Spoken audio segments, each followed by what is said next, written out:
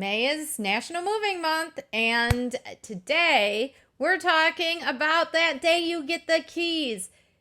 Now what? I'm going to give you some of your next steps after this. So pour your drink and tune in.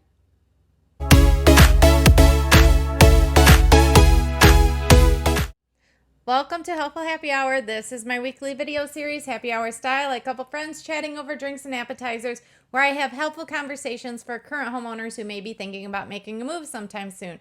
My name's Kristen. I'm a real estate agent that serves Southeast Michigan, and I specialize in coaching through the process and hand-holding through the emotion of selling one home while buying the next. Now, today we're talking after you get the keys to your new home. So what do we do next? Number one, cheers, congrats.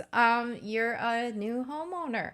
So number one, and let me first off start with, you close with me. I put together a little book of those next steps for you at closing. And I'm sharing some of those things that you might find in there. And number one is celebrate. I mean, this is an accomplishment. This is like the biggest purchase that people go through in lives for the most part, is buying a new home. So celebrate that moment. Have a celebration, have a cheers, do whatever, and then savor and enjoy the moment and celebrate. But after that, the first thing that I recommend you do before you move anything into that new house, change your locks. I know you probably just sat down at a closing table, and these sweet sellers, I mean, they just seem so trustworthy and sweet, and you're not really worried. But especially if they've lived there a long time, you never know who has keys to that home. If they had kids, they had family, they had a pet that needed to be taken care of, they had workers in their house. I mean, any number of things. Keys may have been given to somebody at some point in time. So be safe rather than sorry, and change those locks. And if you don't feel comfortable doing it yourself, if you don't have anybody to do that, I can recommend a locksmith, and it's really not that big of an investment, and it's a smart investment. Now, next, I will give you a cheat sheet of changing your address, because there's a lot of places that your address is that you may not think about. So I will give you that. If you want that, send me a message and I will shoot that over to you. Another recommendation is, if you plan to paint before you bring your stuff in there, or a lot of times you may have good intentions and they never, once you get in there and stuff's happening, you're living in it, it gets harder to do those things. So most buyers, they have plans to paint. Unless that house was recently painted, it may be bad colors that don't match your decor or your tastes, or it just may be kind of worn. So just do yourself a favor and get that done and over with.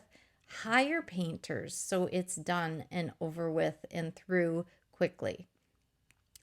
And then I want you to go meet the neighbors. I'm going to give you a cheat sheet of your neighbors' names, if they're correct on public record, but get to know people, be neighborly.